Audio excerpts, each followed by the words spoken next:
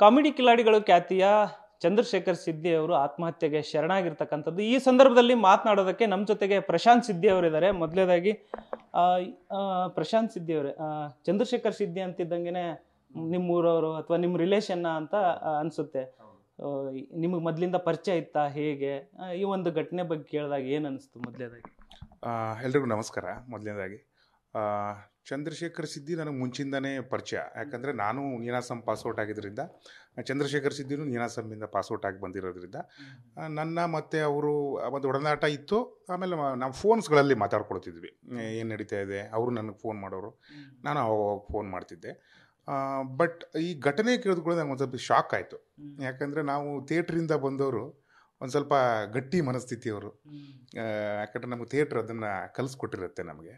But ಈ ಥರದ್ದು ಆಗಿದ್ದು ಒಂದು ಸ್ವಲ್ಪ ಬೇಜಾರೇ ಆಯಿತು. ಅಂದರೆ ಇತ್ತೀಚಿನ ದಿನದಲ್ಲಿ ಏನಾದರೂ, ಅಂದರೆ ಕಾಮಿಡಿ ಶೋ ಮಾಡುವಾಗ ಬಂದು ಏನಾದರೂ ಭೇಟಿ ಆಗಿದ್ರ, ಅಥವಾ ಕಾಮಿಡಿ ಶೋ ಆದಮೇಲೆ ಬಂದು ಏನಾದರೂ ಈ ಥರ ಹೋಗ್ತಾ ಇದ್ದೀನಿ ಅಂತ ಏನಾದರೂ ಬಂದು ಭೇಟಿಯಾಗಿ ಮಾತನಾಡಿಸಿದ್ರ ನಿಮಗೆ? ಇಲ್ಲ, ಕಾಮಿಡಿ ಶೋಗೆ ಹೋಗಬೇಕಾದ್ರೆ ನನಗೇನು ಭೇಟಿಯಾಗಿರಲಿಲ್ಲ.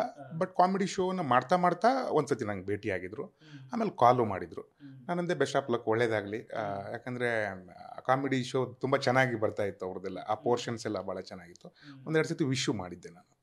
ಅಂದರೆ ಇಂಥ ಒಂದು ಆ ಒಂದು ಗ್ರಾಮೀಣ ಪ್ರದೇಶದಿಂದ ಬಂದು ಅಲ್ಲಿಂದ ಇಲ್ಲಿವರೆಗೂ ಬಂದು ಇಲ್ಲೊಂದು ಗುರುತಿಸ್ಕೊಳ್ಳೋದೆ ಅಥವಾ ಒಂದು ಈ ರೀತಿಯಾದಂಥ ಒಂದು ಸಾಹಸಕ್ಕೆ ಕೈ ಹಾಕೋದೆ ಅದೊಂದು ದೊಡ್ಡ ಸಾಹಸನೇ.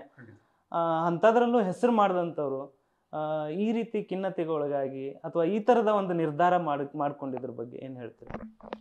ಇಲ್ಲ, ಅಂದರೆ ನೀವು ಹೇಳ್ದಂಗೆ ಆ ಗ್ರಾಮೀಣ ಪ್ರದೇಶದಿಂದ ಅದರಲ್ಲೂ ಕಾಡಿಂದ ಬಂದು ಅವರು ಒಳ್ಳೆ ನೇಮ್ ಮಾಡ್ತಾಯಿದ್ರು.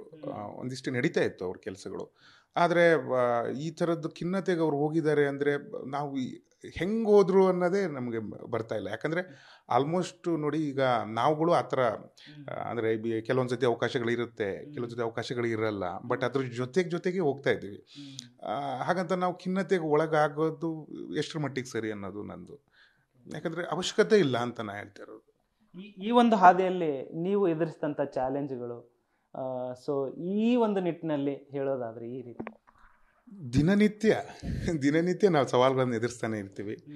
ನಾನು ಅಂತಲ್ಲ, ಆಲ್ಮೋಸ್ಟ್ ಎಲ್ಲರೂ ಆ ಸವಾಲುಗಳನ್ನು ಎದುರಿಸ್ತಾನೆ ಇರ್ತಾರೆ. ಆ ಸವಾಲುಗಳ ಜೊತೆಗೆ ನಾವು ಹೋಗಬೇಕಾಗ್ತದೆ. ಏನೂ ಮಾಡಲಿಕ್ಕಾಗೋದಿಲ್ಲ. ಕೆಲವೊಂದು ಸತಿ ಅವಕಾಶಗಳು ಇರ್ತವೆ, ಕೆಲವೊಂದು ಸತಿ ಅವಕಾಶಗಳು ಇರಲ್ಲ. ಬಟ್ ನಾವು ಎಲ್ಲವನ್ನು ಸಮಾನವಾಗಿ ತಗೋಬೇಕು ಅಂತ ನನಗನ್ಸುತ್ತೆ. ಯಾಕಂದರೆ ಇದು ಬಣ್ಣದ ಬದುಕು. ಎಲ್ಲ ಟೈಮಲ್ಲೂ ಎಲ್ಲರಿಗೂ ಕೆಲಸ ಸಿಗುತ್ತೆ. ಯಾರೋ ಒಬ್ಬರು ಮೇಲೆ ಹೋದ್ರು ಅಂತ ನಾನು ಯಾಕೆ ಮೇಲೆ ಹೋಗಲಿಲ್ಲ ಅನ್ನೋದಲ್ಲ. ಬಟ್ ಸತತವಾಗಿ ನನ್ನ ಪ್ರಯತ್ನ ಅಂತೂ ನಾನು ಮಾಡ್ತಾನೆ ಇರಬೇಕಾಗುತ್ತೆ. ಯಾರು ನಿಮ್ಮ ಒಬ್ಬರು ಸ್ನೇಹಿತರು ಹೇಳಿದರು, ಅಂದರೆ ಪ್ರಶಾಂತ್ ಸಿದ್ದಿ ಅವ್ರ ಥರ ಆಗಬೇಕು, ನಾನು ಕೂಡ ಹೆಸರು ಮಾಡಬೇಕು ಅನ್ನೋ ಒಂದು ಕನಸುಗಳು ಕೂಡ ಅವ್ರಿಗಿತ್ತು ಅಂತ ಒಂದು ಮಾತು ಕೇಳ್ಪಟ್ಟೆ. ಅಲ್ಲ, ಖಂಡಿತ. ಆಬ್ವಿಯಸ್ಲಿ ಈಗ ನಾನು ನಮ್ಮ ಗ್ರಾಮೀಣ ಪ್ರದೇಶದಿಂದ ಬಂದಿರೋದ್ರಿಂದ ಆಲ್ಮೋಸ್ಟ್ ಯಂಗ್ಸ್ಟರ್ಸ್ಗಳಿಗೆ ಅದು ಒಂದು ಇದ್ದೇ ಇರುತ್ತೆ. ಆದರೆ ನಾನು ಊರಿಗೆಲ್ಲ ಹೋದಾಗ ಹೇಳೋದು ಒಂದೇ, ಫಸ್ಟ್ ಎಜುಕೇಷನನ್ನು ಮಾಡಿ ನೀಟಾಗಿ, ಆಮೇಲೆ ಇದು ಇದ್ದಿದ್ದೆ, ಇದನ್ನು ಮಾಡ್ಬೋದು ನೀವು ಆರಾಮಾಗಿ. ಆದರೆ ನಮ್ಮಲ್ಲಿ ಏನಾಗುತ್ತೆ ಅಂದರೆ, ಯಾರೋ ಒಬ್ಬ ಸಿನಿಮಾದಲ್ಲಿ ಎಲ್ಲೋ ನಟನೆ ಮಾಡ್ತಿದ್ದಾನೆ ಅಂದರೆ ಅವನಿಗೆ ಭಾಳ ಈಸಿಯಾಗಿ ಸಿಕ್ಕಿದೆ ಅನ್ನೋ ಥರ ಅವ್ರ ಫೀಲಿಂಗ್ಸು. ನಾನು ನೋಡೋಕ್ಕೆ ಚೆನ್ನಾಗಿದ್ದೀನಿ, ನಾನು ಹೋಗ್ಬೋದೇನೋ ಅಂತ. ಬಟ್ ಅದ್ರ ಹಿಂದ್ಗಡೆ ನಮ್ಮ ಪರಿಶ್ರಮ ತುಂಬ ಇದೆ. ಈಗ ಯಾರೇ ಸ್ಟಾರ್ ಆಗಿದಾರಲ್ಲ, ಎಷ್ಟು ದೊಡ್ಡ ಸ್ಟಾರ್ಸ್ಗಳು ಎಲ್ಲರೂ ಮಣ್ಣು ಹೊತ್ತೇ ಬಂದಿರೋದು. ಸುಮ್ಮನೆ ಬಂದ್ಬಿಟ್ಟು ಬೆಳಗಿನ ಸ್ಟಾರ್ ಆಗಿಲ್ಲ ಯಾರು. ಹಂಗಾದವ್ರು ಯಾರು ಉಳಿದಿಲ್ಲ, ಬೆಳಗ್ಗೆ ಆದವರು. ಹಾಗಾಗ್ಬಿಟ್ಟು ಅದಕ್ಕೊಂದು ಶ್ರಮ ಇದೆ, ಪರಿಶ್ರಮ ಇದೆ. ಹಾಗಾಗ್ಬಿಟ್ಟು ಅವ್ರಿಗೆ ಅದು ಆಸೆ ಇಟ್ಕೊಳ್ಳೋದ್ರಿಂದ ತಪ್ಪಿಲ್ಲ. ಯಾಕಂದ್ರೆ ನಾನು ಆಸೆ ಇಟ್ಕೊಂಡಿದ್ದೆ. ಆದರೆ ನಾನು ಅದ್ರ ಜೊತೆ ಕೆಲಸ ಮಾಡಿದ್ದೀನಿ. ಒಂದಿಷ್ಟು ಕೆಲಸಗಳು ಅದ್ರ ಜೊತೆಗೆ ಹಿಂದ್ಗಡೆ ತುಂಬ ಕೆಲಸಗಳಾಗಿದೆ ನಮ್ದು. ಅಂದರೆ ನಿಮ್ಮ ಭಾಗದಿಂದನೇ ಇತ್ತೀಚಿನ ದಿನದಲ್ಲಿ ಇಂಡಸ್ಟ್ರಿಯಲ್ಲಿ ಸಾಕಷ್ಟು ಜನ ತೊಡಗಿಸ್ಕೊಳ್ತಾ ಇದ್ದಾರೆ, ಹಾಡಿನ ಮೂಲಕ. ಮತ್ತು ಜೊತೆಗೆ ಕಲಾವಿದರಾಗಿ ಕೂಡ ಬರ್ತಾ ಇದ್ದಾರೆ. ಜೊತೆಗೆ ಅಲ್ಲಿನ ನೀವು ಹೋದಂಥ ಸಂದರ್ಭದಲ್ಲಿ ಅಥವಾ ಇವ್ರ ಬಗ್ಗೆ ಅಥವಾ ಇವ್ರ ಫ್ಯಾಮಿಲಿಯವ್ರ ಜೊತೆಗೆ ಏನಾದರೂ ಮಾತಾಡಿದ್ದೀರಾ? ಹೇಗೆ ಅವ್ರ ಜೊತೆ ಏನಾದರೂ ಒಡನಾಟ ಇತ್ತಾ ನಿಮಗೆ? ಇಲ್ಲ, ಅಂದರೆ ನನಗೆ ಅವ್ರ ಫ್ಯಾಮಿಲಿ ಬಗ್ಗೆ ಅಷ್ಟು ಗೊತ್ತಿಲ್ಲ. ಆದರೆ ನಮ್ಮ ಮನೆಯಲ್ಲಿ ನಮ್ಮ ಅಮ್ಮಂಗೆ ಅಥವಾ ನನ್ನ ಅಕ್ಕ ಅವರಿಗೆಲ್ಲ ಅವ್ರ ಜೊತೆಗೆ ಒಂದು ಸಣ್ಣ ಅಂದ್ರೆ ಗೊತ್ತು.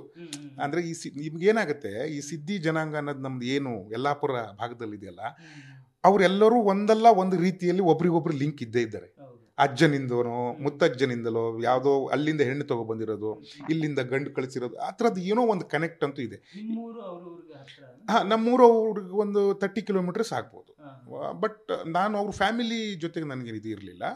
ಆದರೆ ಚಂದ್ರು ಜೊತೆಗೆ ನನಗಿತ್ತು. ಮಾತಾಡ್ತಿದ್ವಿ ನಾವು. ಹೆಂಗೆ ಆ ಹುಡುಗ ಯಾವ ರೀತಿ? ಯಾಕಂದ್ರೆ ಅವ್ರ ಜೊತೆಗೆ ಕಾಮಿಡಿ ಕಿಲಾಡಿಗಳಲ್ಲೆಲ್ಲ ಮಾಡಿದವ್ರು ಹೇಳ್ತಾ ಇದ್ರು, ತುಂಬಾ ಗಟ್ಟಿ ಮನಸ್ಸಿನ ಹುಡುಗ, ಈ ರೀತಿ ಮಾಡ್ಕೊತಾನ ನಮ್ಗೆ ನಿಜವಾಗ್ಲೂ ನಂಬಕ್ಕೆ ಸಾಧ್ಯ ಇಲ್ಲ ಅಂತ ಅನ್ನೋ ಅಭಿಪ್ರಾಯವನ್ನ ವ್ಯಕ್ತಪಡಿಸ್ತಾ ಇದ್ದಾರೆ. ನೀವೇನ್ ಹೇಳ್ತೀರ? ಖಂಡಿತವಾಗ್ಲು. ಯಾಕಂದ್ರೆ ನಾನು ಒಂದು ಹೇಳ್ತೀನಿ ನೋಡಿ, ನಾವು ಇರೋದೇ ಕಾಡಿನ ಪ್ರದೇಶದಲ್ಲಿ, ನಾವು ಸ್ವಲ್ಪ ಧೈರ್ಯವಂತರು, ಆಮೇಲೆ ಸ್ವಲ್ಪ ಗಟ್ಟಿ ಮನಸ್ಸು ಇಟ್ಕೊಂಡಿರೋರು. ಈ ಥರದ್ದು ಮಾಡ್ಕೊಳ್ಳೋದು ತುಂಬ ರೇರ್ ನಮ್ಮೂರಲ್ಲಿ. ಈ ಥರದ್ದು ಇಷ್ಟು ನಾವು ಖಿನ್ನತೆಗೆ ಹೋಗಲ್ಲ. ಏನಿದ್ರು ಜಯಿಸಿ ನೋಡೋಣ, ಏನಿದ್ರು ಮಾಡಿ ನೋಡೋಣ, ಕಷ್ಟ ಬಂದೇ ಬರುತ್ತೆ. ಯಾಕಂದರೆ ನಾವು ಬಂದಿರೋದೇ ಗ್ರಾಮೀಣದಿಂದ ಆಗಿದ್ದು, ಕಾಡಿಂದ ಆಗಿದ್ರಿಂದ ಅಲ್ಲಿ ಇದ್ರಕ್ಕಿಂತ ದೊಡ್ಡ ಸವಾಲುಗಳಿದೆ ನಮಗೆ.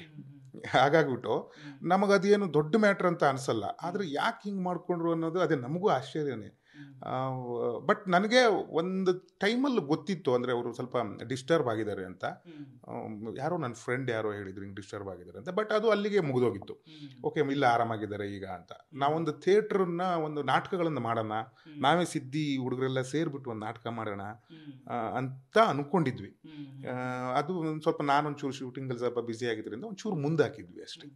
ಅಂದರೆ ನಿಮ್ಮ ಜೊತೆ ಮಾತನಾಡುವಾಗ ಏನಾದರೂ ನಾನು ಈ ಥರ ಆಗಬೇಕು, ಈ ಥರ ಏನಾದರೂ ಕನಸುಗಳಿದೆ, ಈ ಥರದ್ದು ಏನಾದರೂ ಮಾಡಬೇಕು, ಅಥವಾ ಊರಿನ ಕಡೆ ಏನಾರು ಆಗಲಿ, ಅಥವಾ ಇಲ್ಲಿ ಬಂದು ಬೆಂಗಳೂರಲ್ಲಿ ಏನಾದರೂ ಮಾಡಬೇಕು, ಅಥವಾ ಆ ಥರದ ಕಲಾವಿದರ ಕನಸುಗಳು ಏನಾದರೂ ಹೇಳ್ಕೊಂಡಿದ್ದೀರ ಅಂತ? ಹೌದು ಇತ್ತು. ಅಂಕತ್ರೆ ಅವರಿಗೆ ಅವ್ರು ಹೇಳೋರು, ಚಂದ್ರು ಅಣ್ಣ, ನಾನು ನಿಮ್ಮ ಥರ ಎಲ್ಲ ನೀವೆಲ್ಲ ದೊಡ್ಡವ್ರ ಜೊತೆ ಕೆಲಸ ಮಾಡಿದಿರಿ, ನನಗೂ ಹಂಗೆ ಕೆಲಸ ಮಾಡಬೇಕಂತ ಆಸೆ ಅಂತ ಹೇಳೋರು. ಅವನ್ನ ಹೇಳ್ತಿದ್ದೆ, ಇಲ್ಲ ನೀವು ಮಾಡ್ತಾ ಇರೋದು ಸರಿಯಾಗಿದೆ, ಖಂಡಿತವಾಗ್ಲೂ ಸಿಗುತ್ತೆ. ಇಲ್ಲಿ ತಾಳ್ಮೆ ಭಾಳ ಮುಖ್ಯ, ತುಂಬ ತಾಳ್ಮೆ ಬೇಕು.